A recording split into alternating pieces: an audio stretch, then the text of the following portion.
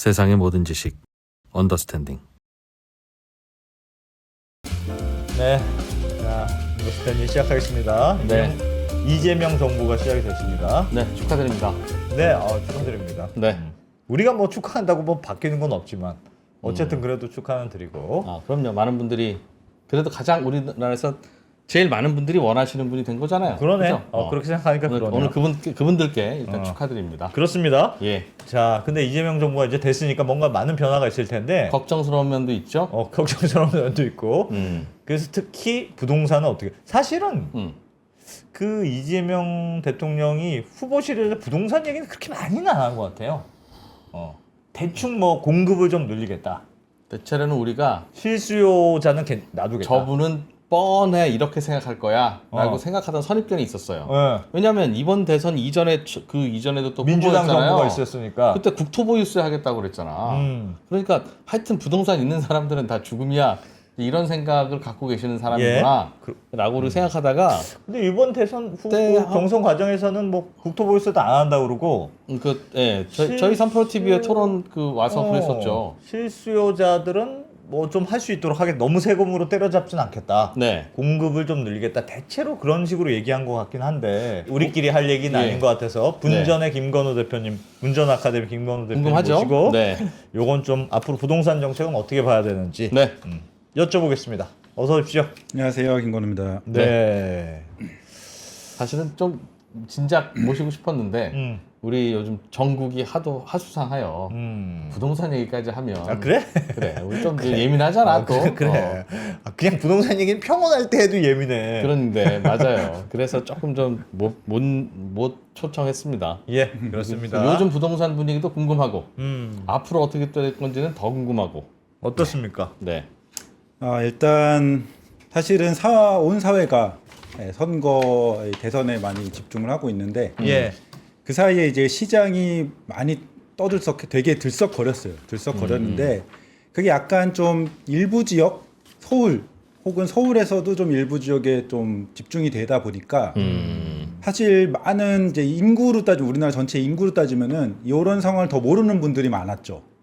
더 집중할 사실 사회적 이슈가 또 있기도 했고 한데 사실 지금 강남을 비롯한 뭐 마포, 성동 이런 데 포함해서 집값이 굉장히 많이 올랐어요. 그러니까 제가 지난번에 많이 올랐다고요? 예, 토호제 관련해서 한번 나왔을 적에 집값이 엄청 올랐었어요.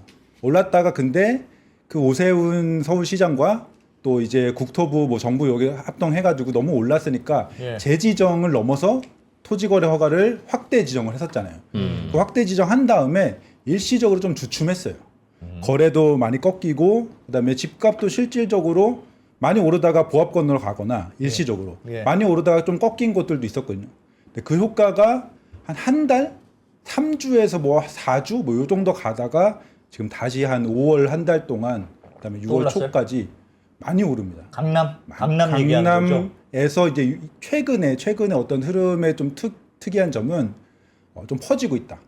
중급지 서울 기준으로 한 중급지 정도까지는 마포 그 흐름이 뭐 이런 데로 막 가는 마포 정도는 기본이고 조금 넘어서 뭐 동작, 뭐 영등포 요 정도까지도 지금 꿈틀꿈틀 그래서 요러고 있는 상황이라서 좀 왜요? 요즘 대출 받기도 어렵다고 하고. 그러게요. 예, 되게 신기하긴 한데 조금 살펴보면은 예.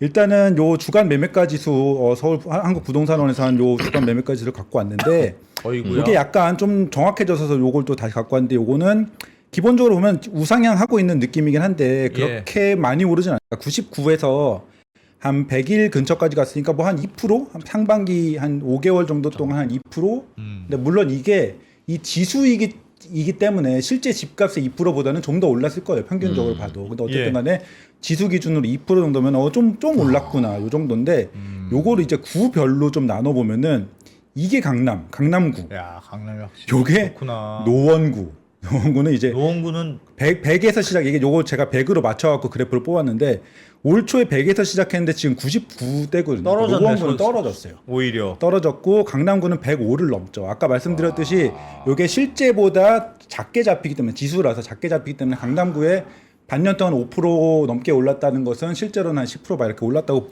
볼 수도 있죠. 그다음에 중간값이 이제 서울이 요 정도인데 그 비슷하게 뭐 동작구, 뭐 영등포 요런 데가 이제 요 중간쯤에 모일 거예요. 그래서 전체적으로 서울 평균적으로도 오르는데 강남은 엄청 많이 오르고 있는 중이고 그 다음에 요런 좀 약간 아직도 거의 보합에서 약보합 정도인 곳들도 있다. 굉장히 양극화인 상황인데 예. 요거를 주간 상승률로 이렇게 아까 이거는 보면. 지수구 자체고 주간 상승률로 보면은 이게 강남구예요.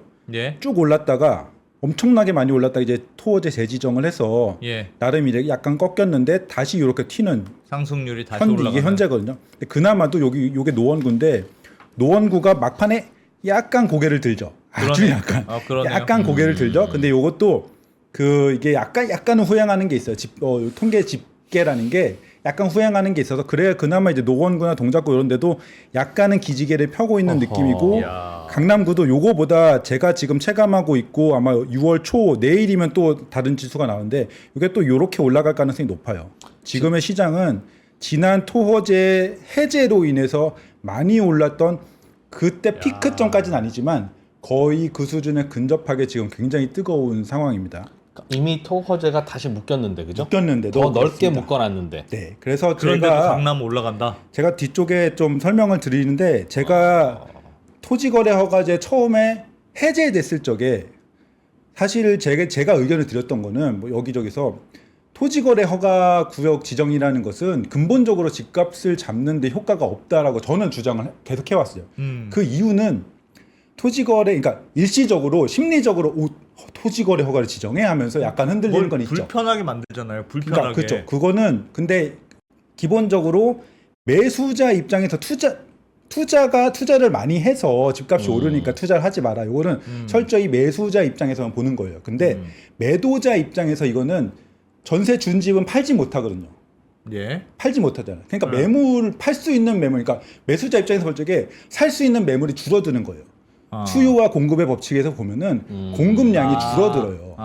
수요도 줄어들지만 공급도 애매한 건 줄어들어요. 내놓질 그쵸. 않으니까. 세입자가 들어있는 집은 집주인이 못 파는 게 못 팔죠. 토지거래 허가가 안 나니까. 집주인이 결국은 사는 집만 매물로 내놓을 그렇죠. 수 있는 그런 수요도 줄어들고 동시에 매물도 줄어드는데 그래서 이게 일정 시간이 지나면 결국 밸런스가 맞춰지는 그런 타고 보는데 이번에는 그 효과가 보통은 요걸 어쨌든 지정을 하면 뭐 한 반년이나 혹은 뭐 3, 4개월이라도 좀 가는데 이번에 한 달 만에 깨진 거예요. 이거는 물론 기본적으로 뭐 금리도 떨어지고 여러 가지 수요적인 측면이 있지만 저는 또 하나의 영향으로 기존에는 강남 3구나 강남 서초에서도 일부 단지만 이제 토호제로 지정을 했어요. 예. 네. 그러면 요걸 살려다가 요거 지금 매물 너무 없어. 옆 단지를 사면 돼요. 예. 대안이 있잖아요. 예. 지금은 강남 통으로 3구에 다 용산까지 묶여있으니까. 상급지를 다 묶어놨더니 예. 어쨌든 내가 여기 살고 싶으면은 그냥 없는 매물에서 어떻게든 구해야 되는 거고 집주인들은 그냥 뭐 여기서 좀 더 비싸게 그러니까 약간 지금 너무 매물이 없어서 매도자 시장이 됐구나. 간단하게 좀 심플하게 과장해서 말하면은 부르는 게 값이 된 느낌? 그래서 여기 좀 뒤쪽에 좀 설명을 여기 보면은 할 건 없으니. 여기 보시면은 여기가 이제 강남구예요. 여기 토지거래 허가 재지정하고 이렇게 매물이 감소해요. 예. 여기도 요거 재지정하고 이렇게 송파구 서초구 이렇게 감소하거든요. 예. 그러니까 서초구를 보면 기존에 한 8,000개 정도였는데 지금 5,600개인데 그래도 이제 구에 5,600개면 많은 거 아니냐라고 할 수 있는데 사실은 여기에 상당 부분은 지금 꼭 팔아야 되는 물건은 아닌 거예요. 그래서 여기서 지금 실질적으로 지금 있는 매물 딱 보시면은 네이버 같은 데 딱 보시면 알겠지만 엄청 그냥 고가에 그냥 내놓은 물건들이 되게 많아요. 팔 생각 별로 지금 당장 팔 생각이 별로 없는. 그다음에 사실은 팔겠다 싶으면은 그래도 단지 내에서는 제일 팔릴 만한 가격에 내놔야지 진심 어린 물건이잖아요. 예. 그런 것들은 굉장히 적은 거예요. 단지별로. 그러다 보니까 보니. 그거를 또 살려고 하면은 매물 없잖아. 1억 더 주세요. 5천 더 주세요 하면은 사람들이 약간 이제 매수자들은 조급해지는 거죠. 그리고 요새는 막 약간 호구가 되는 건 아니에요, 매수자가. 그럴 수도 있죠. 이런 상황에서. 그래서 지금 저는 뭔가 약간 부작용이 있을 수도 있는데 요새 같은 경우에는 어떤 거래가 됐다, 뭔가 신고가의 거래가 됐다라고 하면은 소문이 금방 퍼져요.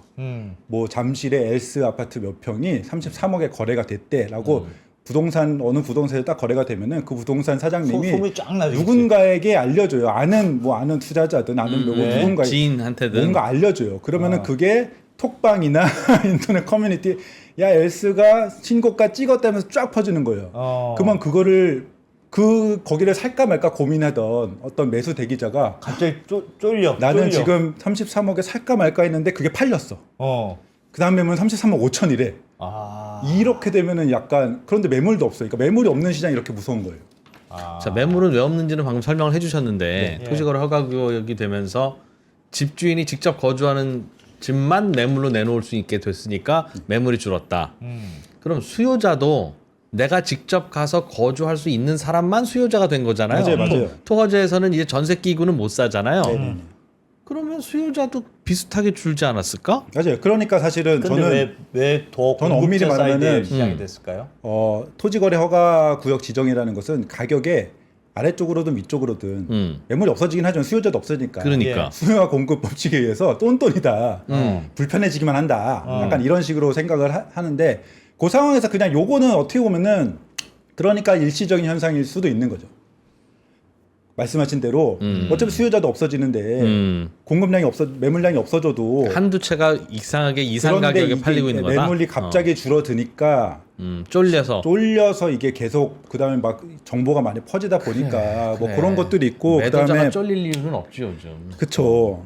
그게 그래서 지금 어느 정도 올랐냐면은 올해라고 보면은 이제 이게 사실은 되게 많은 예시가 있는데 너무 또 이렇게 과하게 오른 것들을 예시로 갖고 오면 방송에서 반포자이? 좋지 않을 수 있으니까 하나만 갖고 와봤어요. 네. 올해에 이제 여기 좀 약간 괜찮은 동이 로열동. 예. 로열동 급이에요. 110동. 작년 11월에 40억 5천이었죠. 110동 21층. 예. 그래서 5월 달에 46억 7천. 이렇게 하면은 많이 올랐죠. 한 15% 15% 정도 올랐네. 올랐죠. 네, 근데 요거보다 더 오른 반년 오른 사이에. 곳들도 있고 재건축 같은 경우는 뭐 20% 이상 오른 곳들도 있고 심지어 층은 더 낮죠. 반년 사이 더 낮고 그 다음에 여기가 이제 토지거래 허가 해제 딱 되고 나서 땅 해가지고 44억, 43억, 뭐 44억 2천, 45억 5천 여기가 토지거래 허가 구역 해제되고 나서 예. 막 오를 적에 피크점이 요때였죠. 45억 5천, 46억. 그 다음에 3월 24일부터 토지거래 허가가 재지정됐거든요. 예. 거래가 끊기잖아요. 23일까지 딱 나오고 4일부터 딱 끊기잖아요. 그 다음에 거래 처음으로 뜬 게 신고가. 그 토지거래 허가에서 피크 칠 때보다 더 높은 가격에 거래가 돼서 요새 뭐 어디 뭐 잠실이든 어디 헬리오시티든 뭐 어디든 간에 다 거래의 가격이 비슷한 동호수 기준으로는 다 신고가예요. 15%좀 올랐군요. 더 오른 곳들도 있죠. 20%. 아까 구별 그래프 보여주셨는데 네. 강남구를 제일 탑으로 찍으셨어요? 아니, 그냥 약간 그냥 상징적으로 강남구를 보인 거고. 실제로 반포가 들어있는 서초구나 뭐 잠실이 들어있는 송파구가 더 오르지는 더 올랐어요? 않았어요? 송파가 더 오른 것 같아요. 그러니까 절대 가격 말고 지수로 보면 아마 지금 제가 기억하는 송파가 좀 더 오른 것 같고. 근데 왜 애꿎은 강남구를 갖고 와서 거기다가 강남구가 제일 많이 오른 것처럼 해서 강남구 강남구 이름의 좀 상징성으로 강남구 주민 지금 일부러 노도강의 노원구가 더 떨어진 것도 있는데 알겠습니다. 노도강의 네. 노원구로 갖고 왔고 아무튼 그래서 지금 요거 말고 네. 그 재건축 단지로 예를 들면 뭐 압구정 혹은 뭐 어허. 반포에서도 뭐 재건축 단지 이런 데 갖고 오면요 더 높아요. 20%씩 오른 데도 있고. 더 높대. 뭐 그런 상황이라서 근데 같은 기간에 비트코인은 2배 올랐습니다. 15% 오른 게 뭐 오른 건가요, 자산이? 라고 생각할 수도 있죠. 그죠? 비트코인 오를 때는 아무 얘기 안 했잖아요, 우리. 비트코인은 비트코인이고. 그리고 그건 훌륭한 거니까 오를만 하고. 근데 뭐 사실은 반포 자이따이가 왜 오르냐? 자산 시장들이 뭐 코스피 코스닥도 많이 올랐잖아요. 네. 자산 시장이 전반적으로 오르면서 뭐 같이 오른 경향도 좀 있을 것 같기도 하고 아무튼 뭐 올해는 많은 자산들이 오르고 있는 상황입니다. 그래서 좀 더 살펴보면은 매물량이 아까 말씀드렸듯이 일단 토지거래허가 지정된 곳은 다 급감을 했어요. 이 정도뿐이 아니고 조금 한 발 늦게 한 발 뒤에 성동구 마포 같은 데도 쭉쭉 매물이 감소하고 있어요. 여기는 토지거래허가 영향도 있지만 여기 강남 3구도 송파구 봐도 훅 떨어진 다음에 토지거래허가 지정되고도 점점 감소하잖아요. 이것은 뭐 명확하게 딱 정답을 얘기할 수는 없지만 그냥 추정상으로는 집값이 계속 오르고 있으니까 거두는 거예요. 아까 말씀드렸듯이 급하지 않은 매물들 같은 경우에는 오를 때까지 지켜보자라는 그런 측면에서 지금 매물이 줄어들고 있고 그런데 이 노원구, 금천구 이런 데는 매물량이 이렇게 유지가 되고 있어요. 이거는 이게 이 양극화를 만드는 어떤 요인이긴 한데 어떻게 보면은 여길 팔아야 동작구라도 가는 거잖아요. 아, 그렇죠. 네. 상급지 그러니까 가기 위해서. 매물이 감소하는 것도 사실은 순서가 있어요. 그래서 지금은 마포 성동까지는 매물이 쭉쭉 감소하고 있고 예. 뒤쪽은 지금 이걸 팔아서 갈아타고 싶은 거예요. 근데 막상 요걸 팔고 나면은 거기가 너무 올라갔어요. 그렇지. 그래서 굉장히 곤란한 그런 상황이 될 수 있죠. 그렇지. 그렇지. 그런 상황이고 거래량 같은 경우에는 지금 사실은 조금 사람들이 오해하는 게 최근에 집값은 오르지만 거래량은 굉장히 적다. 뭐 이런 식으로 얘기하는 뭐 기사도 있고 네. 유튜버들도 있어요. 그게 사실 아니에요? 그건 사실은 아닌 거고요. 이게 약간 오해하는 게 여기 보시면 2주 전에 거래량을 0으로 찍힌다라고 예. 이렇게 나온 기사들이 있어요. 다른 여러 복수의 어떤 매체에서 이건 왜 그랬냐면은 토지거래 허가에 딱 지정을 하잖아요. 그럼 그때부터는 계약을 하고 나서 허가를 받아야 돼요. 예. 허가를 받아야 계약이 돼요. 네. 허가를 받는데 2, 3주 정도 걸려. 2주는 무조건 걸리거든요. 예. 그러니까 2주간은 무조건 0이에요. 토지거래 그렇겠네. 처음 딱 지정된 그렇겠네요. 고기는 2주간 0이에요. 그걸 가지고 이제 약간 오해를 해서 토지거래 허가가 이렇게 거래를 빵으로 만들었다라고 하는 건데 사실은 정말? 아니었던 거죠. 되게 이상한 기사네. 기자들 저거. 공부 좀 합시다. 아, 그리고 그래서 보면은 만건 엄청나게 요거는 작년 이거 올해 토지거래 허가 해제하고 나서 예.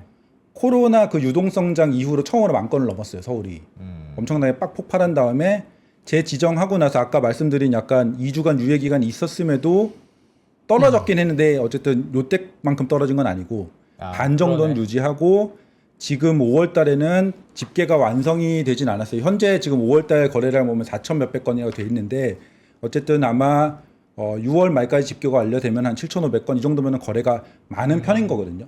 여전히 거래가 많은 편이고 토지거래 허가를 구역을 지정을 했으니까 매물도 작고 갭 투자할 수 있는 그런 가능성도 없으니까 강남구 같은 경우는 당연히 거래가 줄었어요. 거래가 훅 줄었는데 그래도 이거 찍고 다시 이전 뭐 작년 수준으로는 회복을 하고 있는 수준입니다. 그래서 요새 보면 조금 더 거래가 많아서 3,400건. 그러니까 당연히 토지거래 허가가 없을 때만큼은 거래가 안 돼요. 안 되지만 물리적으로 불가능한 엄청나게 거고. 줄어든 건 아니다. 그런데 어쨌든 다시 회복을 하고 있는 그런 상황입니다. 꾸준히 사는 사람들이 있다는 뜻이네요. 그렇죠. 그래도 그걸 계속 어쨌든 이건 약간 또 제가 여기 여기 이유 중에 하나로 뽑았는데 포모가 있어요. 지금은 제가 보기에는 좀 강남을 지금이라도 그쵸. 올라타야 되는 거 아니냐? 테슬라, 엔비디아 포모처럼 지금 못 사면은 꼭 뭐 계속 못 살 것 같고 강남 꺾인 적이 뭐 없으니까 그런 게 있어요. 별로.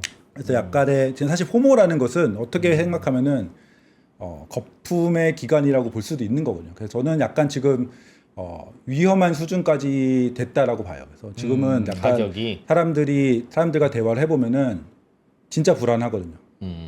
엄청 비싼 걸 알고 있어요. 너무 비싼 걸 알고 있는데도 그 공포의 근원이 공포죠. 뭐예요? 왜? 이 아파트는 계속 지을 수 있지 않나요? 왜 이 가격에? 근데 어쨌든 그런 장기적인 것보다는 내가 예를 들어서 특히 고민 안 했던 분들이면은 그냥 화는 나지만 불안하진 않을 텐데 예를 들어서 내가 살까 말까 하던 분들 뭐 한 내년쯤에 아이가 초등학교 입학을 하는데 그때 강남 아파트 가려고 했어요. 올해 뭐 오르는 거예요. 근데 내가 올해 특히 제가 여기도 썼는데 스트레스 DSR 시행을 7월부터 3단계 대출, 3단계 대출, 7월에 해요. 대출. 그럼 7월에 그거 시행하면은 거기다가 집값까지 올라가면은 내가 대출 풀로 받아도 그때는 못 들어간다 이거죠. 못 들어갈 수도 있고 그러니까 구매가 안 될 수 대출도 있으니까. 적게 나오고 집값도 올라가면은 나 못 사.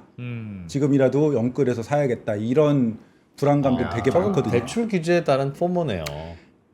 그래서 저는 왜 대출 규제를 물론 뭐 부작용을 뭐 줄이려고 하는 시도였는지 모르겠는데 굳이 7월부터 합니다 이렇게 라고 몇 그래도 달간의 안내는 해줘야 되니까. 그래도 뭐 너무 길게 했어요. 이거는 작년부터 뭐 몇 월부터는 2단계, 몇 월부터는 3단계 막 이렇게 안내를 해줬잖아요. 그러니까 예. 그것도 좋은 방법일 수는 있는데 이런 부작용이 항상 있어요. 항상 언제부터 뭘 합니다라고 하면은 거기에 맞춰서 그 전에 막 수요가 몰리거나 그렇죠. 절판 마케팅. 그렇죠. 그런 경우들이 많거든요. 그래서 그런 지금 현상이 항상 있었어요. 그리고 심지어는 재밌는 거는 스트레스 DSR 3단계가 7월부터 3단계거든요. 3단계가 별로 안 세요. 뭐가 안 세냐면은 집값이 작년 한 여름쯤에 많이 올라가지고 그때 무슨 이복형 금감원장이랑 막 모여가지고 스트레스 2단계를 DSR 2단계를 강하게 했어요. 예정보다. 그러니까 지금 2단계보다 3단계가 별로 안 강해요. 그러니까 스트레스 금리라는 것을 지금 현재 기준으로는 1.5%를 주거든요. 예. 근데 이미 1.2%가 적용돼 있어요. 이미 0.3% 변동금리를 받는 분들은 그렇죠. 근데 이 스트레스 금리라는 거는 항상 적용돼. 항상 누구한테나 예. 스트레스 금리라는 건 고정금리도 다 적용되죠. 그러니까 DSR을 계산할 적에 그 한도를 계산하잖아요. 네. 근데 금리가 떨어지면은 한도가 점점점 늘어나잖아요. 그렇죠. 예. 그걸 막는 거예요. 스트레스 금리를 줘가지고 어. 한도가 떨어져도 그러니까 금리가 떨어져도 최근 5년간 가장 높은 금리를 기준으로 DSR을 산정한다. 그러니까 대출 총액을 줄인다는 뜻인데 맞아요. 그게 변동금리로 신청한 분만 그러는 게 아니라 고정금리도 그렇게 해요? 네. 금액을 산정할 때 동일하게 적용돼요. 그럼 뭐야? 그 컨셉이 없잖아요. 그걸 하는 이유가 지금은 네가 받으려는 게 변동금리인데 지금은 저금리지만 앞으로 3년 후 5년 후에는 고금리가 될 수도 그거는 있으니 이제 개인 그 대출을 받으려는 개인 기준이고 전체 이 가계부채를 기준으로 보면은 금리가 점점 떨어지면은 뭐 예를 들어 6개월 후에 금리가 엄청 떨어졌어요. 그럼 그때 대출을 받는 사람들은 한도를 많이 받을 거 아니에요. 그렇겠지요? 예. 그거를 지금 받는 사람하고 한도를 똑같이 해주겠다 이거예요. 그 개인이 점점 떨어질 때가 아니고 전체 총량에서 DSR 비율을 낮춘 것과 같은 그런 사실은 효과네요. 효과가 한 마이너스 DSR 기준으로 지금 DSR 40%인데 40% 플러스 스트레스 DSR인데 이걸 예. 제가 계산을 해보니까 한 37% 정도로 떨어지더라고요. 오케이. 그렇구나. 그래서 고정금리도 똑같이 적용이 됩니다. 근데 재밌는 거는 사실은 생각보다 예를 들면은 1억의 소득을 갖고 있으신 분이 스트레스 DSR 2단계에서 3단계로 적용이 되면은 뭐 한 몇 천만 원만 떨어져요. 뭐 한 6천만 원 예, 얼마 예. 안 떨어져요. 그러니까 완전히 정말 영끌을 할 사람들, 할 계획이 있었던 사람들만 조금 영향을 받는 거거든요. 그런데 사람들이 하도 언론에서 이 3단계 딱 그 발표하고 나서 유튜브 썸네일이나 언론 타이틀이나 다 막 여보 어떻게 이제 대출 못 받는데 막 이런 엄청난 막 그런 기사들이 막 쏟아져요. 네. 그러니까 야 7월 되면은 우리 대출 받아 지금 못 사나 보다 이게 되게 강해요. 그래서 저도 막 이렇게 얘기를 해보면은 7월 되면은 대출 받아 지금 못 사지 않아요라고 해서 그럼 계산을 해볼게요라고 스트레스 DSR 뭐 계산하는 그런 계산기도 있거든요. 해봤더니 8월에 해도 다 가능해요. 조금 줄어드는 거지. 조금 들어서 소득이 많으신 분, 웬만큼 되시는 분들은 8월에도 대출 받아 집 살 수 있고 다 할 수 있어요. 그런데 그냥 불안감이 있는 거죠. 그때 되면 약간 과도한 불안감이 지금 있어요. 그래서 뭔지 알겠어요. 요거는 약간 제 생각에는 이 지금 금리 인하를 한번 했잖아요. 예. 그 다음에 지금 여러 뭐 글로벌 IB들이나 아니면 이창용 총재도 사실상 추가 인하를 뭐 급하게는 안 하겠지만 할 것 같은 뉘앙스도 많이 풍겼고 금통위원들도 향후 3개월 이내에 거의 할수 3분의 2 있다. 정도 하겠다라고 얘기를 했었고 그러니까 추가 인하를 할 거라고 사람들이 다 생각해요. 예. 그러면은 금리 인하를 쭉쭉쭉 해. 그럼 뭐 골드만삭스 같은 데서는 내년까지 3번 더 한다. 뭐 이렇게 하니까 그러면은 그때 가면은 집값이 이미 올라 있을 것 같잖아요. 그것도 불안하고. 그다음에 또 하나는 민주당이 집권을 하면은 집값이 항상 올랐어. 저는 이 이재명 대통령 후보 시절에 그 이재명 후보에 대한 시장의 생각이 어떨까 이게 궁금했어요. 그러니까 왜냐면은 양방향으로 갈리거든요. 다 때려잡을 거야. 이 방향과 그러니까 집값은 떨어질 거야. 이 방향과 민주당이 집권하면은 여기도 나름의 논리가 있어요. 그러니까 돈을 푸니까 집값이 올랐지. 그러니까 집값이 오를 거야. 이 양방에 있었는데 지금으로 봐서는 아마 우클릭 행보를 보여서 그럴 수도 있는데 지금으로 봐서는 시장은 민주당이 되면 집값이 오를 거야라는데 좀 더 베팅을 하고 있는 것 같아요. 그래서 지금 보면은 야 금리도 떨어져. 더 떨어질 거야. 민주당 정부야. 거기다가 추경 막 30조, 50조 돈 풀 거야. 한대 돈도 풀어. 재정 정책 막 그리고 스트레스 DSR하면 돈은 풀리는데 나는 대출 못 받아. 그런데 집값은 막 올라. 지금 불안할 요소들이 엄청 많이 있고 하반기에는 못 사고 지금 사야 되라는 약간 어떻게 보면은 선수요가 좀 땡긴 게 있다. 요것은 뭐 정답은 아니죠. 제가 이렇게 분석을 해보니까 선수를 땡긴 게 있고 그렇다면은 뭐 하반기 딱 7월 땡 하면은 모르겠는데 이것이 약간 과하게 오른 측면도 있을 수 있겠다라고 생각을 해서 지금 조금 불안한 상황은 있어요. 저는 불안한 느낌은 좀 상급지 기준이에요. 이건 어디까지나 대충 뭐 과하게 올라서 따지자면 20억 이상의 예. 아파트들 그런 아니면 30억 이상 더 심하고 그런 곳들은 조금 선수요들을 땡겨갖고 과하게 오른 그런 측면이 좀 있다라고 생각을 해요. 그리고 상황이 이러다 보니까 정부에서 이런 얘기를 했어요. 필요시에는 이제 규제 지역이나 토지거래 허가구역을 추가로 지정을 하겠다라고 했는데 뭐 정부가 바뀌었는데 뭐 하겠어요? 말만 이렇게 하지? 저건 전 정부 얘기잖아요. 전 정부에서 일주일 전 정부 얘기. 대선 한 열흘 전쯤에 아. 갑자기 TF를 또 매주 정기적인 TF를 하더라고요. 그래서 약간 서울시 전체를 토지거래 허가구역으로 지정할 수도 있잖아요. 할 수도 있죠. 뭐 근데 이제 그거는 이제 불가능할 것 같은 거는 또 지방선거가 또 1년 남았는데 서울시에서 그럼 과연 서울시장이 결정해야 그렇죠. 되는 거죠? 네, 할까요? 안 할 것 같죠. 예, 그런 게 있습니다. 그래서 어쨌든 지정을 하려고 이렇게 할 수도 있다라고 했는데 이거는 이제 다음 정부로 턴이 넘어갔으니까 어차피 못하는 거였는데 어쨌든 규제 지역을 지정하려고 하는 의도는 좀 보였었다. 다음 정부로 넘어갔어요. 지방은 여전히 떨어지고 있고 지방은 뭐. 올해 한 2% 정도 떨어졌어요. 근데 이 상황에서 앞서 집값이 엄청 많이 오르고 있고 이게 뭐 동작구나 뭐 영등포 정도까지 퍼지고 있다라고 말씀을 드렸는데 이게 좀 어쨌든 재미있는 타이밍이 된 것 같아요. 요 상황에서 하필이면 정권이 교체가 됐어요.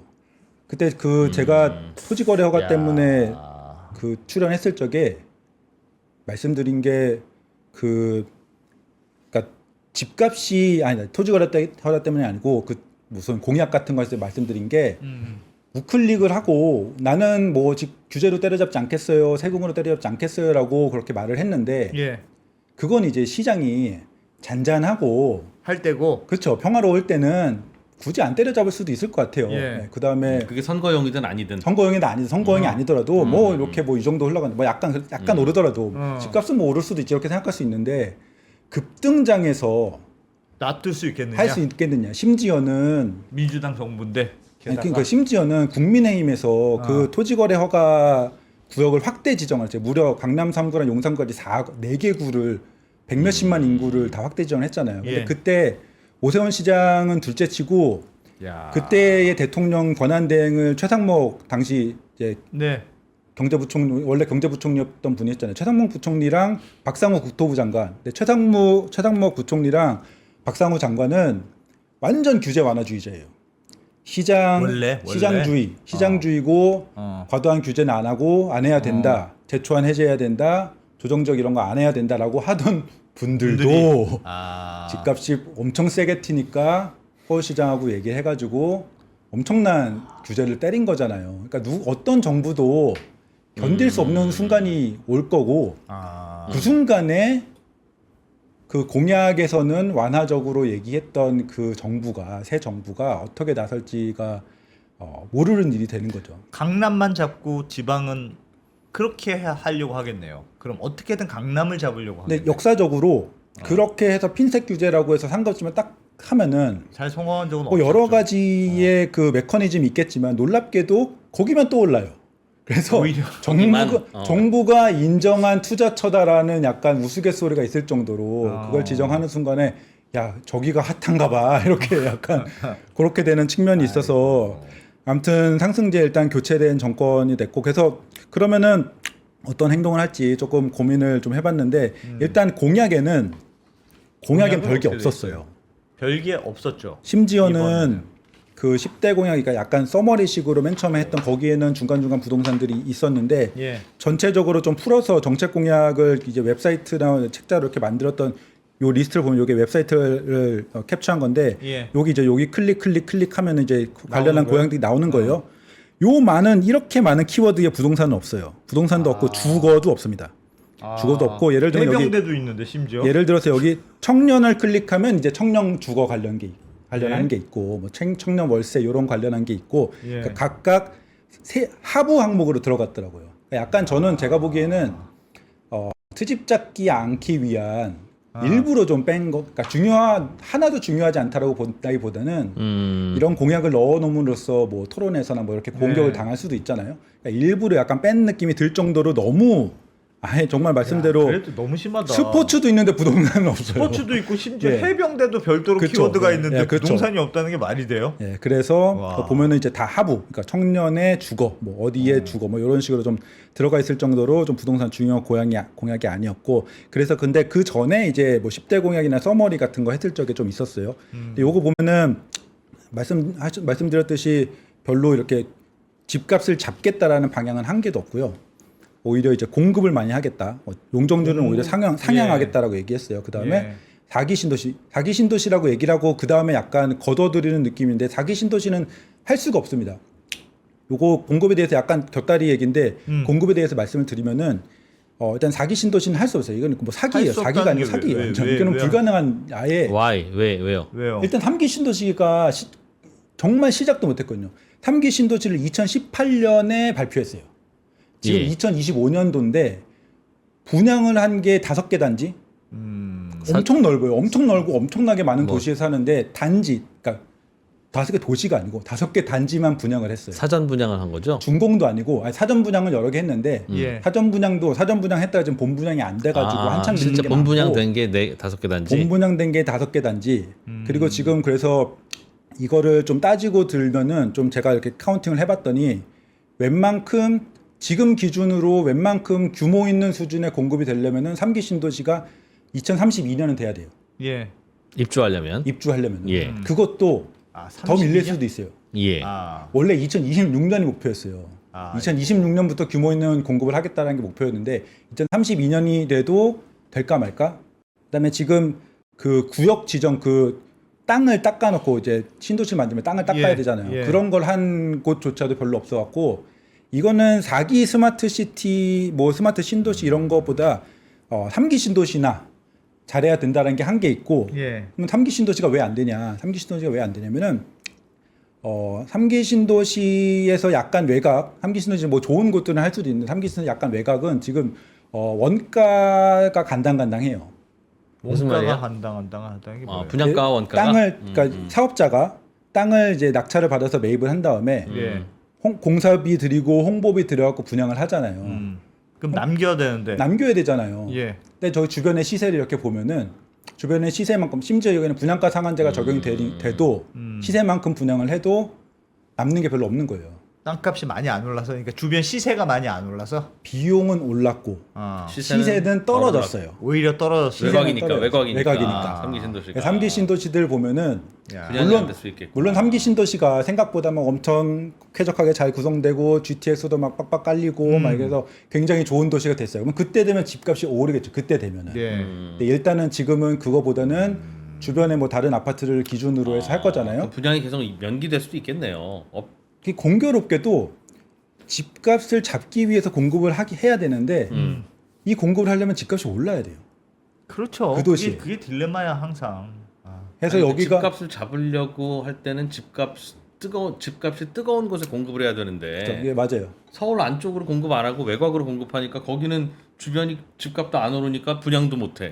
서울은 그 동네랑 관계 없으니까 계속 올라. 그래서 심지어는 지금 3기 신도시에 본 분양을 한 단지가 5개 있다고 했잖아요. 그거는 사전 분양 때의 그 미래를 물론 예측을 못했겠지만 예측하지 못하고 싸게 분양을 했다가 지금 LH에서 적자를 보고 분양을 하는 거예요. 그 국회에서 얻어맞아가지고 LH가 적자 보겠습니다 하고 이거는 적자 앞으로는 절대 이 가격이 못 나와요. 3기 신도시가 3기 신도시 지금 최근에 분양한 것들 보면은 시세보다 약간 싸게 나왔거든요. 싸게 나온 건 다 LH 적자고 우리 세금이라고 보시면 돼요. 아무튼 그래서 이거는 궁극적으로는 공급이 좀 쉽지 않을 거고 이상적으로는 그런 외곽이지만 나름 괜찮은 입지들의 공급을 많이 하고 그거를 GTX나 이렇게 연결을 하고 거기 일자리를 채워가지고 잘 만들면은 건데. 요 안에 집값도 잡을 거다. 예, 그렇죠. 요게 이제 궁극적인데 실제로도 그게 막 10년에 걸쳐서 장기 프로젝트로 잘 진행되면은 영향이 있을 수도 있는데 예. 거기까지 가기가 지금 만만치가 어려운 않아. 상황이다. 요거는 말씀드리고 그래서 공약적인 부분에서 김문수 당시 예전 후보도 공급 얘기를 많이 했고 뭐 이준석 후보도 공급 많이 했고 이재명 현 대통령도 공급 얘기를 많이 했지만 현실적으로 공급이란 것 자체가 물리적으로 경제적으로 쉽지 않다. 요거는 꼭 말씀드리고 예. 어쨌든 그거 했고 그다음에 조금 인상적이었던 것은 지방 그 양극화 해소를 많이 말을 했어요.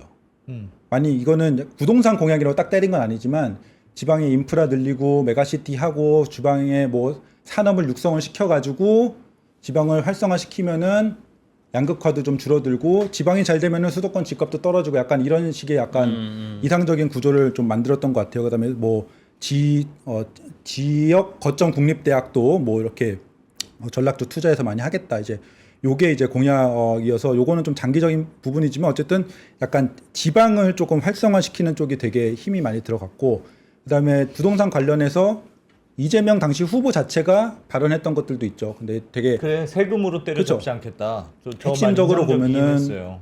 그냥 되게 요약해서 보면은 규제로 때려잡지 않겠다. 그 다음에 투자 시장이 있는 건 알겠다. 근데 그거를 인정하겠다. 대신에 세금을 많이 걷겠다. 요게 약간 말이 좀 꼬이는 느낌은 있어요. 뭐냐면은 세금으로 집값을 때려잡지 않겠다라고 않겠다고 했지만 했는데 부동산 투기성, 투자성 시장을 납두고 대신에 거기서 세금만 걷어들이겠다.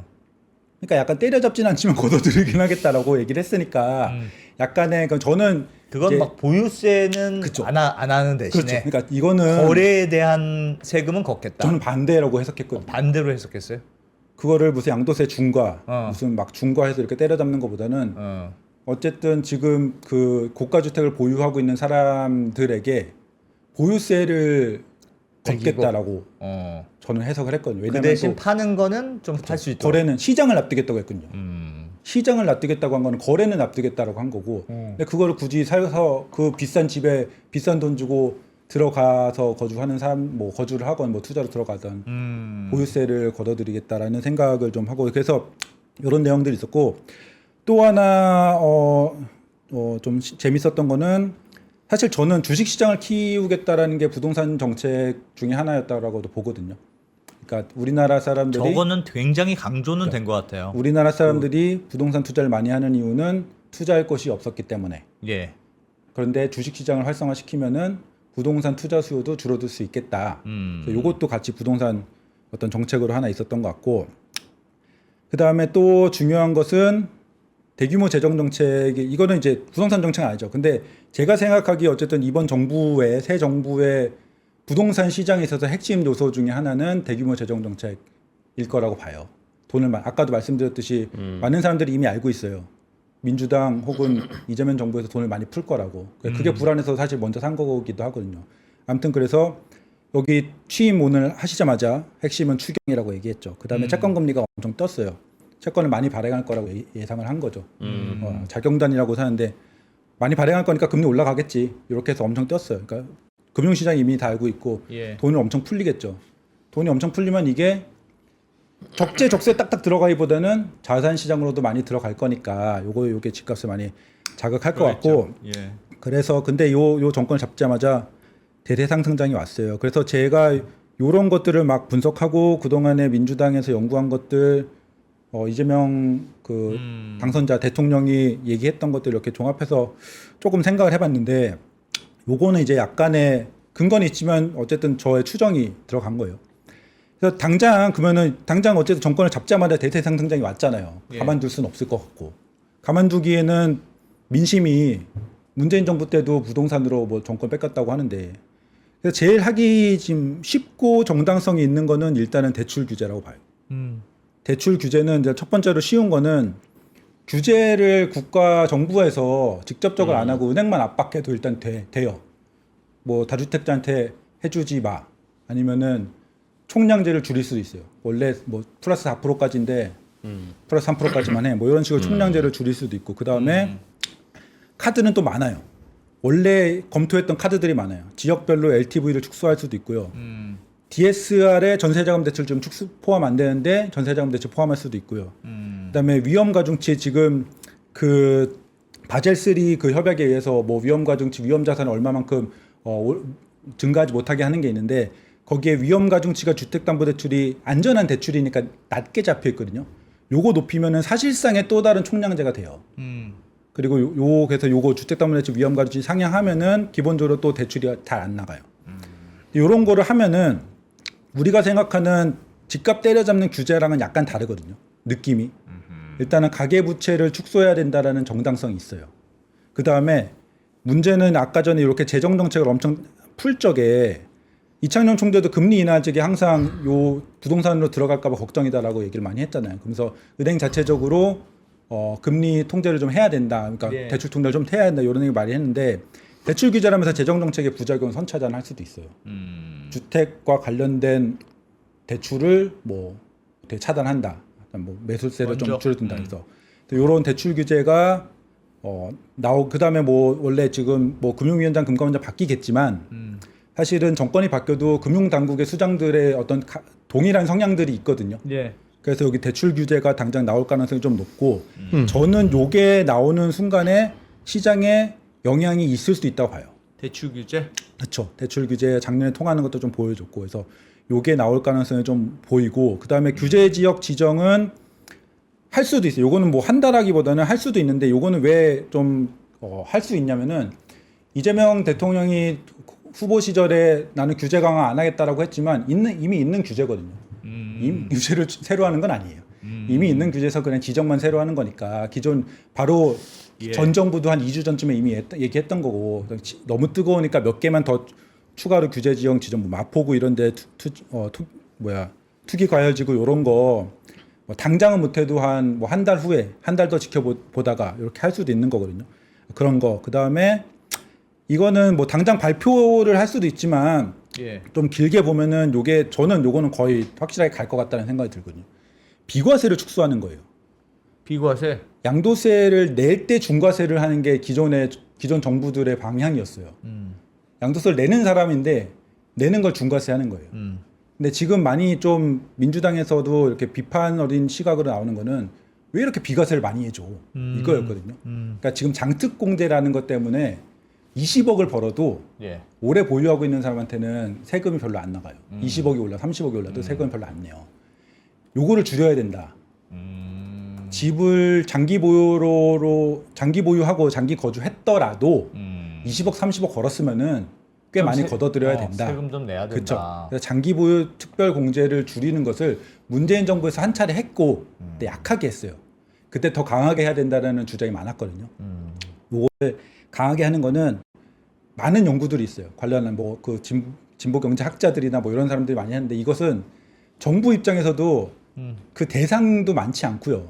대상도 많지 않고 고가 주택일수록 세고 예. 그다음에 1주택 종부세나 보유세를 강화하는 거는 멀쩡하게 살고 있는 사람, 소득도 없는 할아버지 할머니들한테 걷어야 되잖아요. 그렇죠. 부담이 되게 크잖아요. 그렇죠. 요거는 팔아서 수십억 번 사람들한테만 거두는 거예요. 그러면 되니까. 요거는 굉장히 그 표심적에서도 많이 부담이 적기 때문에 그래도 하지 않을까. 예전에도 그러니까 지금도 강남에 나타나는 일이 지난번에도 왜 예전 문재인 정부 때도 부동산 보유세도 종부세로 세게 때리고 양도세도 세게 때리니까 그냥 버티자. 정권은 언젠간 바뀌겠지 하고 버텼잖아요. 이제 조금 학습이 되셨습니다, 안 대표님이. 저게 뭐 분전님도 아시지만 소개를 하는 과정이니까 이렇게 설명해 주시겠지만 2%가 통 나서서 또 미운 소리 하나 하면 1가구 1주택자들에게 주는 장특공제를 축소하겠다는 거잖아요. 맞아요. 저걸 축소하면 무슨 일이 벌어지냐면 그러면 그 1가구 1주택자는 원래 세금을 대체로 다른 나라들도 안 매기거나 이연해서 매기죠. 왜냐하면 이 집 팔고 저 집으로 이사 가는데 중간에 세금을 띄면 동일한 컨디션의 집으로 이사를 못 가니까 아무도 이사를 못 가게 되는 문제가 벌어지잖아요. 그럼 매물이 더 없어질 거예요. 그렇잖아요. 그렇죠. 뭐 그럴 수 있죠. 당연히 그렇잖아요. 그래서 웬만하면 비과세 해주고 이제 12억 이상으로 그 이상짜리 집은 비과세하지 말라는 그것도 왜 그런지 모르겠는데 아무튼 고가주택에 대한 국민적인 저항감이 있으니까 그렇게 해서 세금을 가능하면 적게 매겨야 그 사람들도 이사를 다니잖아요.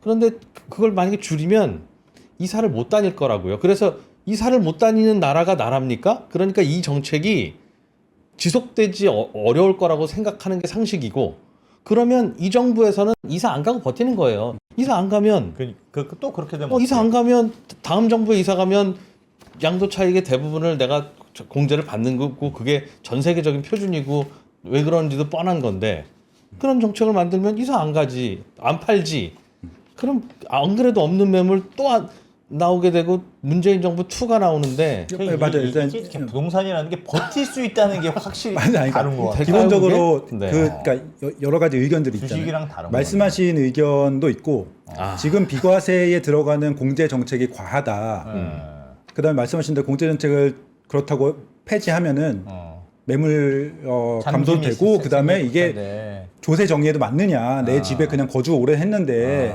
그래서 집값 그냥 나는 아무것도 안 하는 거는 집값이 올랐는데 거기서 많이 떼가는 게 많이. 그래서 결국 이제 의견은 뭐 모르죠. 실제 시장 할지. 근데 의견은 어쨌든 과한 거에서는 조금 줄이자는 거예요.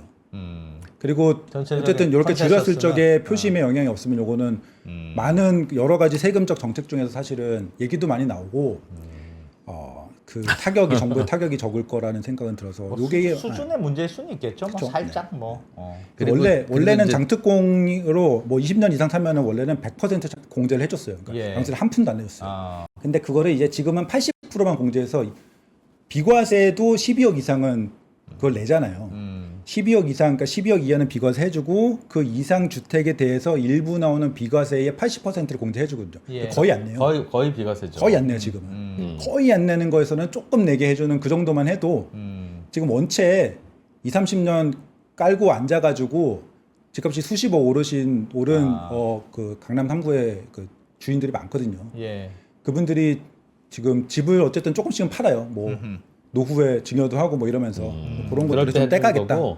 그리고 그게 10년 한 거 10년 이상 보유하고 있어야 그만큼 해주거든요. 10년부터 아니 뭐 좀 그렇죠. 많이 중간에 좀, 뭐 보유도 해야 되고 거주도 해야 맞아, 되고. 거주도 해야 되고 거주. 맞아요. 근데 그게 다른 자산도 그만큼은 올랐기 때문에 그만큼 빼주는 거예요. 근데 이제 만약에 예를 들면 야 그래도 아무리 그래도 국민적으로 차익을 10억 이상 먹은 사람들에게는 안 된다고 만약 그렇게 하잖아요. 근데 2년 만에 10억 오르잖아. 그럼 2년 만에 빨리 팔아야 돼요. 서로 팔면 그만이에요. 그러니까 오래 장기 보유하는 1가구 1주택자를 처벌하는 법이 됩니다. 그렇지 않나요? 그렇죠. 그렇죠. 네. 근데 그게 계속 지속이 되겠어요? 제가 여기 뭐 동의한다기보다는 이 얘기가 그렇게 될 것 같다. 원래 이 그 뭐 여러 연구원들도 있잖아요. 어쨌든 요 얘기들을 많이 얘기가 나왔었고 기존 정부에서 좀 추진하려고 했었던 그런 측면이 있어서 하라 마라가 아니라 근데 여러 가지 네. 중에서 그래도 이게 그나마 가능성이랑 이재명 대표가 얘기했던 것에서 크게 벗어나지 않는 보유세에서 비과세를 장특공제로 장특공제 좀 축소한다고 해서 이것을 그러니까 요거 해당되는 그런 사람들은 건 있을 수 있겠어요. 그러니까 어차피 뭔가를 올리려고 하면 뭔가를 올리려고 하는데 그 중에서는 저게 뭐 저항이 덜하거나 뭐 그렇지 않겠느냐. 그리고 요거와 함께 또 많이 나왔던 게 이제 보유세를 어쨌든 강화해야 된다. 올 초에 민주연구원에서 나왔던 연구도 청년 쪽에 이제 주거 지원을 많이 해줘야 되는데 재원은 어디서 할 거야? 예. 보유세에서 하지 이렇게 연구를 했었거든요. 대놓고 나왔었어요. 심지어 올해 1월에. 근데 보유세를 할 적에 그 비판이 나왔던 거는 예. 그냥 1주택 거주를 하는 사람한테 그다음에 나이 많으셔서 소득도 없는 분들한테 종부세를 1,000만 원, 2,000만 원씩 때리면 낼 수가 없잖아. 그러면은 오히려 경기가 뭐 축소되고 이럴 거 아니야라고 하면서 1가구 1주택 거주하는 분한테는 사실은 쉽지 않을 것 같고요. 근데 이제 다주택 중에 그 지금 계속 나오는 건 또 두 번째 비판은 다주택인데 지방에 무슨 1억 5천짜리 2억짜리 하나 더 갖고 있다고 해서 보유세를 뭐 중과하고 이런 게 말이 돼. 예를 제가 보기에는 결국은 요건 전 정부의 방향이었기 때문에 조심스러울 수 있지만 결국은 그 가액 합산 기준을 도입할 수밖에 없을 거라고 생각을 하고 그다음 비거주랑 비주택 원래 국토보유세도 비주택에 센 거거든요. 금액 기준으로 그쵸. 하지 않겠느냐. 예. 그래서 어쨌든 요건 요 세 개는 제 어떤 생각이지만 예. 보유세를 어떤 방식으로든 강화를 하겠다. 요거는 뭐 또 실효세율 막 이런 얘기를 해. 우리나라가 무슨 실효세율적으로 보유세가 낮다. 그래서 어쨌든 세금을 강화를 안 할 수는 없을 것 같아요. 지금 돈을 엄청 쓰겠다고 했단 말이에요. 예. 많은 정책들이 다 재정 정책이에요. 그럼 그걸 어디서 할 거야? 특히 주거 관련해서도 그 재정 정책을 엄청 투입을 해가지고 그걸로 돌리겠다고 했는데 그것을 무슨 법인세에서 지금 무슨 기업도 규제 완화 얘기하고 있는데 돈이 나올 데가 없거든요. 그래서 말을 일부는 번복할 수밖에 없어요. 관세. 예. 일부를 번복할 수밖에 없어서 그런 것들을 다 중과세를 때리기보다는 비과세에서 없애고 보유세 중에 일부 완화할 수 있는 강화할 수 있는 거를 강화하고 그다음에 또 하나는 요게 또 재밌는 건데 예. 규제 지역에서 다주택자 양도세가 지금 중과되고 있지 않아요. 현재. 근데 그거는 왜 그러냐면은 법은 중과 상태인데 예. 시행령에서 유예를 시켜놓은 거예요. 그렇죠. 내년 5월까지. 예. 그래서 이재명 당시 후보가 저는 세금은 건들지 않겠습니다라고 안 건드리면은 중과가 부활을 해요. 아, 그렇지. 저는 건드리지 않았는데 그러네. 중과가 되는 거예요. 그러네. 오히려 이거는 민주당에서 국회에서 세법에서 중과를 없애버려야 돼요. 그러니까 굉장히 적극적으로 완화를 해야 되는 거거든요. 그래서 가만 냅둬도 요거는 부활을 할 수가 있어서 예. 집값이 계속 오르면 요걸 부활시킬 수 있다. 아하. 굳이 집값이 막 오르는데 요것을 없애버릴 그런 이유는 없으니까 그냥 냅둔다. 냅둘 경우에 자동 부활할 수 있다. 그래서 요 정도가 있는데 이거는 궁극적인 얘기고 당장은 대출 규제랑 규제 지역 지정을 이렇게 할 수 있다라고 생각을 하고 예. 어쨌든 지금 핵심적으로 보면은 이런 것들, 요런 것들은 궁극적으로 뭐 비과세 축소 이런 방향으로 정부가 갈 것 같다라는 추정이지만 당장 쉽게 할 수 있는 요런 대출 규제나 규제 지역 지정 요런 거 딱 하면은 요거는 제 추정이에요. 제 시장의 추정이에요. 예. 모든 자산들은요. 급등을 한 상태에서는 굉장히 취약해요. 예. 무슨 말이냐면은 예를 들면은 뭐 나스닥이 막 정고점을 깨요. 막 정고점을 막 깨면은 별거 아닌 지표 하나 딱 떠도 폭락을 한단 말이에요. 평소였으면 이 정도는 그냥 스쳐 지나갔던 지표도 그냥 물가가 조금 올라. 그러면은 예를 들어 나스닥이 뭐 18,000일 적에는 그냥 지나가는데 나스닥이 2만이고 정고점 수준이다라고 하면 폭락이 오거든요. 지금 저는 이거를 코스피로 따지면은 우리나라 상급지 시장을 부동산 시장을 코스피로 따지면은 이미 3,000 돌파해요. 이미 3,000을 돌파했어요. 그래서 여기서 살짝만 새 정부에서 무리해서 막 뭘 때려잡으려고 안 하고 문재인 정부에서 정부가 시작하자마자 파리 대책이라는 물론 그 전에 약간 약한 그걸 하긴 했는데 파리 대책이라는 것을 노무현 정부 때 몇 년 동안 누적했던 규제 패키지를 정부 출범 초기에 다 때렸거든요. 예. 노무현 정부 누적했던 걸 다 때려서 한 번에.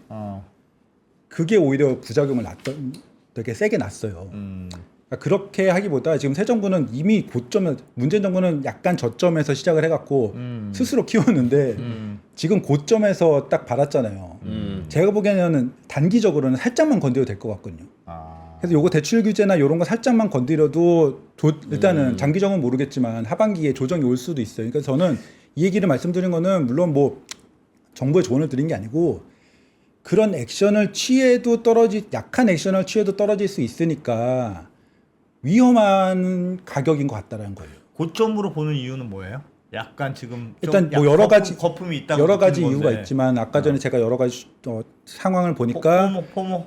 선수요를 땡긴 그런 정황들이 좀 보인다. 그 다음에 어떤 상대적인 가격으로 봤을 적에 예. 제가 말씀드린 건 지금 상급지 기준이니까 예. 너무 많이 벌어져 있어서 상급지와 나머지 그쵸. 다른 실질적인 부동산이. 가치 측면에서 봤을 때 이렇게까지 벌어지지 않. 기존 뭐 예전 시세를 봐도 그렇고 그런 게 하나 있고 또 하나는 전세가율이 지금 30몇 %대인 곳들이 많아요. 지금 예를 들어서 뭐 가격이랑 전세가랑 50억이다. 집값이랑 차이 많이 난다는 뜻이네. 지금 최고점을 찍어갖고 50억 근처까지 갔다. 아까 반포자에 예. 말씀드렸는데 50억 근처까지 갔다. 전세가가 18억, 19억인 경우 곳들도 있어요. 절반도 안 되네. 내가 여기 그냥 2년 거주하겠다. 뭐 갱신권 쓰면 4년 거주할 수 있으면은 18억, 19억만 내면 되는데 50억 주고 집을 사는 거예요 지금. 근데 보통은 서울 평균적으로는 50에서 55%. 그다음에 좀 상급지는 원래 좋은 곳은 조금 투자적인 성향이 네, 들어가니까 네. 45에서 50% 요 정도 선이었어요. 음. 근데 지금은 많이 올라간 것들은 30%대 후반이거든요. 예. 이런 경우는 흔치 않아요. 물론 옛날에 전세자금 대출도 안 나왔을 적에는 월세가 더 많고 막 이랬을 적에는 전세가를 막 30%, 28% 이렇게까지 갔는데 전세자금 대출이 활성화된 이후로는 지금 최저 전세가율이거든요. 전세자금 대출이 많이 나온 이후로 전세가가 많이 올라간 이후로는 이렇게까지 매매가 혼자 튄 적은 없어요. 이것은 주식으로 말하면은 PER이 너무 높은 거예요. 예. 버는 돈이 없는데 회사의 테슬라 같은 거죠. 회사의 기대치가 너무 앞으로도 오를 거니까 주가가 먼저 올라간 거예요. 영업이익보다 주가가 먼저 올라간 거예요. 그래서 여기에 지금 사람들이 반포나 잠시를 두고 야, 다들 거기 살고 싶어 하니까 집값이 오르지라고 했는데 그 말이 사실이면은 전세가도 같이 올라야 돼요. 그래서 거기 살고 싶어서 집값이 많이 오른 측면도 일부 있지만 그것보다는 지금은 아까 말씀하신 비트코인이나 금이나 이런 것처럼 이거를 보유해 두면은 자산 가격이 오르겠지라는 기대감이 반영이 돼요. 근데 그거는 서울 부동산은 항상 반영이 돼요. 인정하는데 그것이 좀 너무 세게 반영이 된 부분이 있어서 그래서 저는 지금 현재 가격에서는 어떻게 말씀드리냐면은 어쨌든 지금 장기적으로 보면 만약에 지금 샀다가 뭐 한 3개월 후에 조금 조정이 와요. 예. 근데 나는 어차피 10년 살 건데 뭐 이렇게 생각하면은 저는 어쨌든 네. 서울의 집값 핵심지 좀 상급지 기준 얘기하니까 우상향이라고 믿는 측면에서는 잠깐 조정돼도 괜찮지라고 버틸 수 있으면 그럼 그러면 괜찮아. 괜찮은데. 그럼 장기 괜찮아. 그러면 내가 거주를 하고 그러면은 뭐 지금 불안하기도 하고 하니까 근데 지금은 강남에 거주해야만 살 수 있잖아요. 그렇죠. 그럼 강남 그렇죠. 지금 내가 뭐 마포 과천 다 비슷한 예. 그런 범위인데 거주하고 좀 조정받아도 괜찮아. 난 장기적으로 보는 거야라고 하면은 뭐 하실 수도 있는데 예. 그냥 지금 약간 포모에다가 내가 무슨 네, 포모, 지금 사면은 더 돈을 많이 벌 수 있을 것 같고 예. 집값은 무조건 오르니까 계속 오르니까 그런 접근으로 갔다가는 사실은 지금 예를 들어서 제가 40억에 샀어요. 근데 집값이 많이 오르면은 10% 조정받는 거는 충분히 가능하니 되게 많아요. 10% 조정받는 뭐, 역사적으로 그럼요. 흔해요. 그럼. 근데 내가 40억에 샀는데 20억 대출 받아서 내 돈 20억 넣어 샀는데 36억이 되잖아요. 그러면은 굉장히 힘들거든요.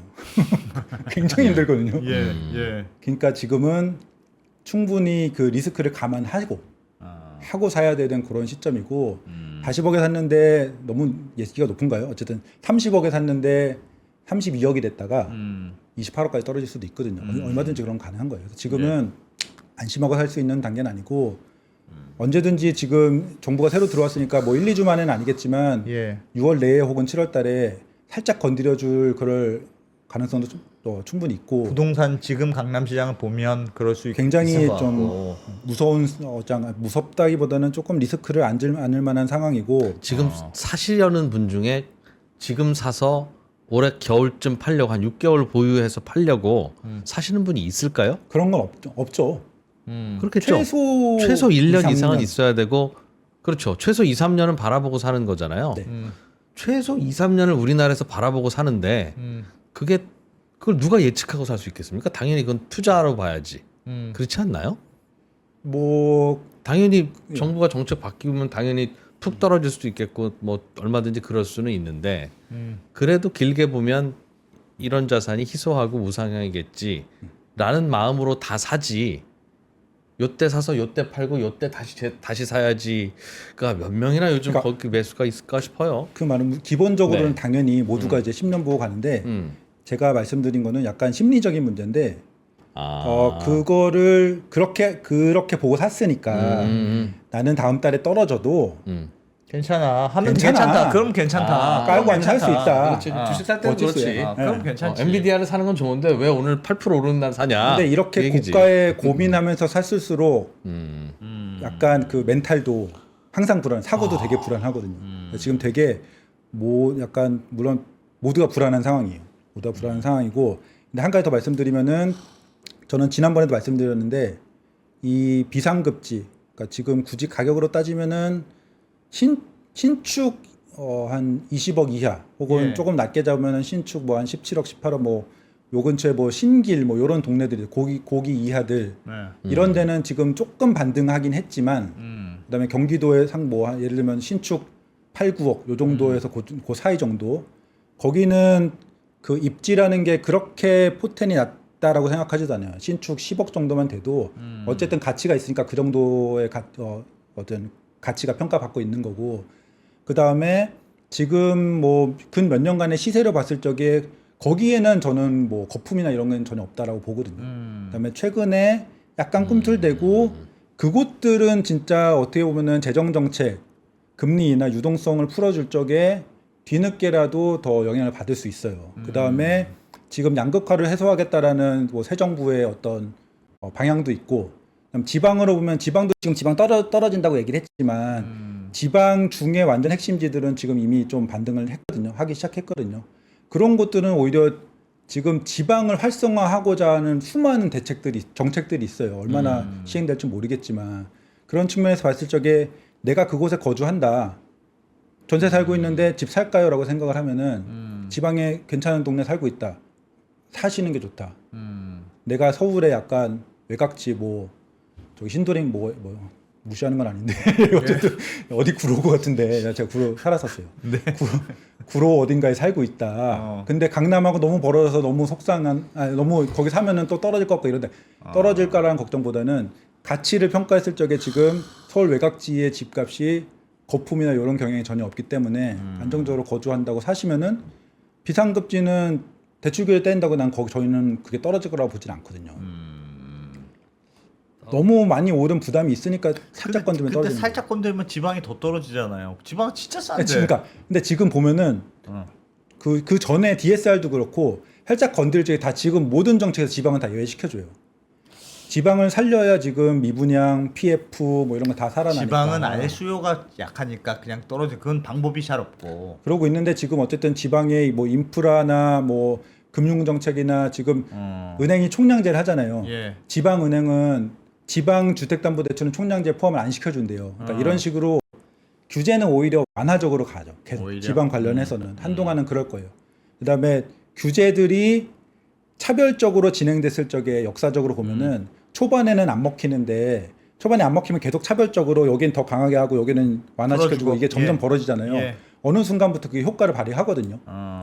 그래서 앞으로 좀 더 지방의 완화적인 정책이 가면은 지방은 집값이 오를 가능성, 그러니까 지방에서도 이제 상급지 혹은 수도권에서 지금 뭐 분당, 과천 이런 데 말고 다른 곳들은 별로 안 올랐거든요. 그런 곳들은 지금 뭐 소득 대비해서 보나 무슨 지표로 보나 지금 집값이 비싼 상황은 아니에요. 그래서 그런 곳들에 뭐 내 집 마련을 하고 싶어하는 뭐 청년들, 신혼부부들 뭐 누구든 와이나 하셔도 된다. 내려가지는 않을 겁니다. 내려가지는 않을 텐데 김 대표님께도 좀 여쭤보고 싶기도 하고 저도 잘 모르겠는데 지방의 가격이 안 오르고 안 사는 이유는 가격이 더 떨어질 거야. 맞아요. 나는 걱정 때문이 아니라 제가 보기엔 저거 사면 팔 수 없는 매물이 될 가능성이 매우 높다. 지금 아파트가 계속 거래가 되니까 되는 거지. 사실은 못 팔 가능성이 매우 높잖아요. 전국에 있는 이 부동산이 가치가 있다고 하니까 있는 거지. 원래 자산이라는 건 원래 그렇지 않습니까? 삼성전자 주식이 사실은 다 팔려고 내놓으면 아무도 못 팔잖아요.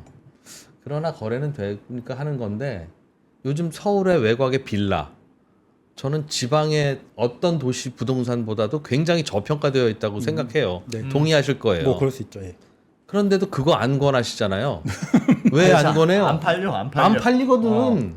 샀다가 팔아야 재산이지. 똑같은 일이 지방 부동산에서도 벌어질 수 있다. 그러면 이게 아무리 싸게 사도 의미가 없는 거다라는 생각들을 이미 하고 계신 게 아닌가 하는 걱정이 듭니다. 그러니까 기본적으로 그게 바뀌려면 진짜 가격이 달라지는 걸 보여줘야 되는데. 그러니까 지방의 구축들은 지금도 말씀하신 현상 그대로예요. 그러니까 그 단편적으로 보일 수 있는 게 지방의 구축들은 매매가 전세가가 거의 동일한 곳들이 많아요. 전세는 나가는데 지금 매매는 안 팔리는 거죠. 그렇지. 거의 그렇죠. 붙은 거지. 서울 빌라가 그래요. 그게 서울 네네네. 빌라의 전세 사고예요. 그렇죠. 그게 전세 사기가 아니라. 맞아요. 그렇게 그런 것들은 사실 그런 수요가 있는데 예. 그 지방에서도 핵심 지역들은 또 그렇진 않거든요. 핵심 지역의 신축들은 또 그렇진 않거든요. 그런 곳들은 또 지방에도 생각보다 지방에도 돈을 잘 벌고 지방에도 자산가인 분들은 어쨌든 있어요. 젊은 지방에도 의사가 장사를 하고 지방에도 그런 곳들이 있어서 그렇겠지. 그리고 또 예전에도 한번 그 이프로님이랑 얘기를 했었는데 지금 지방이 공급 절벽이고 수년간 공급 절벽이 예정되어 있어요. 아까 말씀드렸듯이 원가가 안 나오니까 지방은 점점점 제가 보기에는 한 10년 동안 안 나올 수도 있어요. 그러면 현재 신축에 포지셔닝이 된 곳들은 그렇지. 희소성이 있거든요. 끝까지. 그럼. 10년 후에도 그래서 일부 지방에서도 그쵸. 지방 상급지. 지방 상급지로 가셔야 되죠. 그리고 상급지도 상급지인데 신축이어야 돼요. 맞아. 그 곳들이 앞으로도 맞아. 원래 신축은 계속 대체가 되거든요. 더 신축, 더 신축. 근데 그게 안 되는 거예요. 그런 역할을 할 수 있는 그런 곳들을 지역들. 찝을 필요가 있죠. 알겠습니다. 서울 빌라 신축 어떻습니까? 서울 빌라 신축. 서울 빌라는 뭔가 좀 대책이 있거나 뭐 모르겠네. 내가 대책 드렸잖아요. 뭐 어떻게? 청약제도 없애야 된다. 아예 아직 안 된다니까 그거. 자꾸 빨리 얘기해. 빨리 안 대표님 좀 다 당첨 좀 돼요. 빨리 안 대표님만 당첨시키고 끝내려고 하는데 계속 노리니까. 네. 아니면 뭐 빌라는 청약에서 예외를 해주든지. 아예. 예외가 지금 해줬어요. 2%가 지금 그렇게 얘기해줬어요? 목놓아 외쳐서 그렇지. 빌라는 올해인가 지금 작년인가 예외를 해줬는데 해줬어? 그게 공시 가격 6억인가 5억인가로 또 5억이네. 막아놨어요. 그것도 막아놨어. 그러면 공시 가격 4억짜리 빌라 사서 공시 가격이 6억 되는 순간 또 못 팔아. 그러네. 이런 바보가 있습니까? 지난 정부 얘기입니다. 네, 이런 바보가 있나 정말. 다 해준 너. 그럼 빌라를 어떻게 삽니까? 그렇습니다. 네, 알겠습니다. 자, 분전 아카데미 김건우 대표님. 예. 그래도 앞으로 어떻게 될지 여러 생각을 하게 만드네. 근데 요즘 사실은 오늘 김건우 대표님이 살짝 경고한 거예요. 그러네. 웬만하면 김건우 대표님은 시장에 대해서 어느 한쪽으로 잘 방향 얘기 안 잡고 하시는데. 뭐라고는 잘 안 합니다. 매우 정확하게 얘기하려고 하시는 그냥 분인데. 그래도 조금 좀 내릴 가능성도 있어 보여요. 뭐 그런 정도인데 오늘은 표현은 평소와 똑같이 하셨지만 지금 내 마음이 읽히잖아. 야, 조금 이건 아니다. 좀 고마 어지간히 좀 해라. 이거 좀 뭔가 아닌 것 같다. 약간 이런 느낌이 왔다. 그런 마음을 가지고 살짝 얘기를 해주시는 것 같은 느낌이 듭니다. 그렇죠? 네. 예. 네. 김건우 대표님이 이제 나이가 들면서 사회 어른이 되고 있는 것 같아요. 네, 또 모시겠습니다. 네. 대표님 고맙습니다. 감사합니다. 감사합니다.